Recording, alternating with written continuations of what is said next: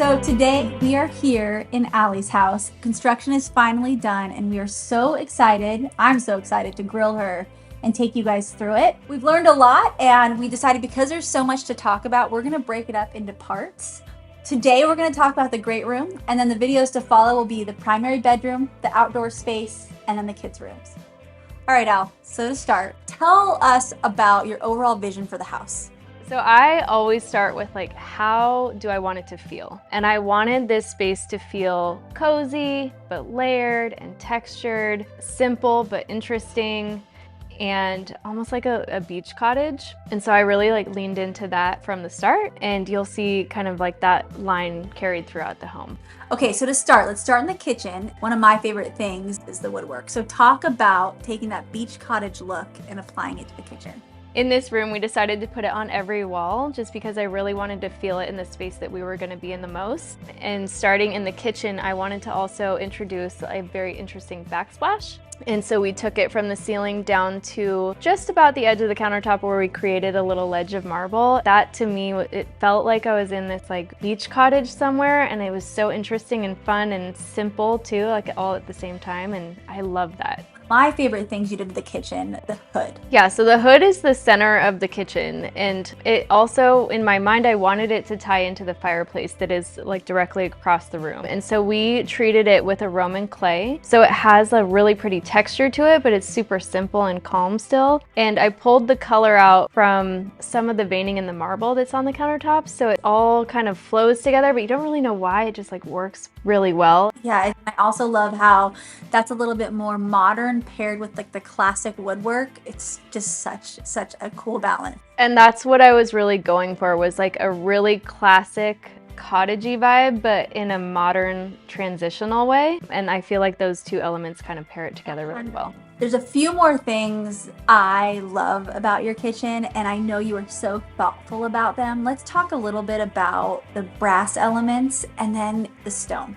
So there's a handful of things that I just love. A really beautiful aged brass, gorgeous wood tones, and marbles. It's just something that to me feels really timeless. It feels interesting, it feels warm, but feels modern, and it kind of pulled together that perfect mix that I was going for.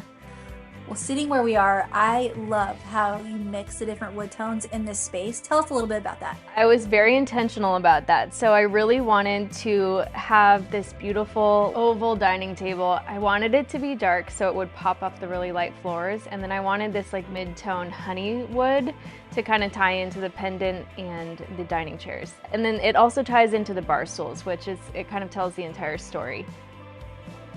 When we got this house, I really wanted to have a built-in breakfast nook, but it just didn't call for it here. And so we created this awesome Killam settee that we're sitting on right now. It's so cozy. Really good for the kids because it hides the food. Even though it's light, the texture hides the food, which is super necessary right now, as you know. So many spills in this vicinity.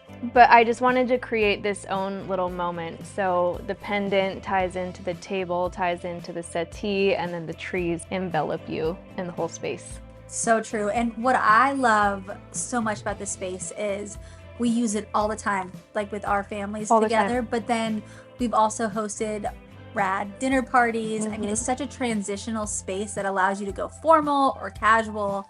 It's awesome. I totally agree. I mean, we spend Sunday mornings here. I like to park it right in this spot that I'm in and have my coffee, read my magazines. But we can do an entire spread. We had Super Bowl Sunday here. We've got all the appetizers. Love how it just can move and change with whatever we need it to be. Yeah. Okay, so this art behind you, I remember when we saw it together, but I want you to tell a little bit about what this piece of art is. I love that art so much. It's so you to me. It was something, we were at a market, and we always find really interesting, cool, unique things at the markets, and I started reading it, and I remember looking at you and I had tears in my eyes.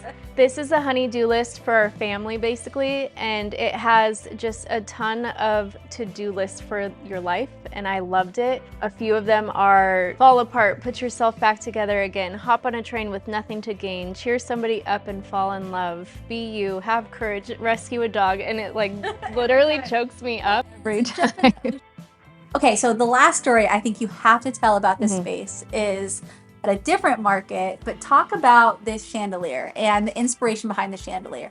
As you guys can tell, like we get a lot of inspiration when we travel, and so we were at Round Top and we were sourcing vintage items, and we were at the most adorable bed and breakfast, and then in their breakfast nook they had this cute little round table, a massive rattan pendant, and this milk glass globe like up inside of it, and I was smitten. Like I couldn't love it more. I had to have it.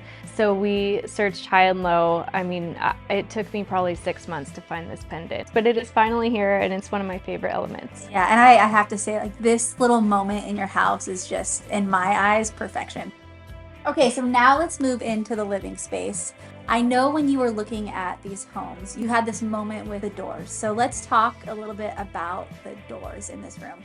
Yeah, it's such a huge architectural moment for me. There's 3 walls of stacking doors, so the entire back of the house opens up to the backyard, and I'm such an indoor-outdoor advocate. I love connecting the spaces, and I love just opening up every window and every door.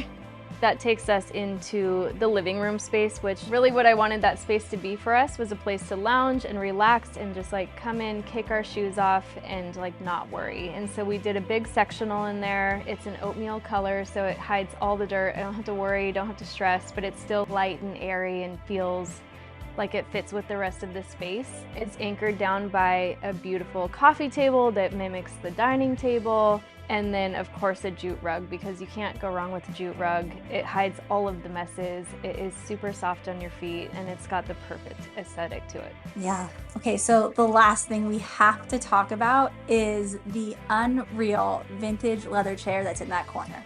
I had a little love affair with that chair. When we were designing, I was searching high and low for just things that spoke to me, that I really had to have, couldn't live without, and things that I found like a connection with. And that corner to me was always somewhere where I imagined Sunday mornings reading a book, having a coffee, and like looking outside. And so I really wanted it to be its own little story within the whole story.